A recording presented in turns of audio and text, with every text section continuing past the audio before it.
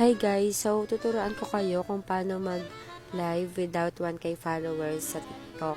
Nakuha ko lang to sa pinsan ko kay Skaya. Okay, first, pinutin nyo yung tatlong line dito sa gilid, sa kanan. Tapos, settings and privacy. Then, account. Tapos, ito, may nakikita ko dito, switch to business account. Ayan na. Next nyo lang yan. Tapos, hanapin nyo yung gusto nyo. Ayan, gaming. Next. Tapos, ilalagay nyo yung email na gusto nyo. I mean, yung ginagamit nyo. Tapos, may lalabas din na profile completed. Create a video now, maybe later. And set na. After nun, balik kayo ulit sa settings and privacy. Hanapin nyo yung report a problem.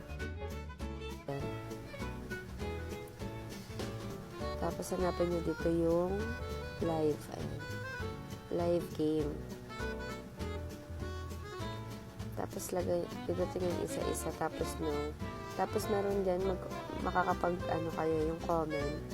Sa inyo nalalabas yun. Tapos, na kasi ako sa process na yun. Pero, hindi to agad-agad magkakaroon ng live, ha. Pinutin nyo ulit yung live na yan. Nilalabas na yan. Pero, hindi po ito agad-agad. Nilalabas na yan ng live studio, mobile gaming.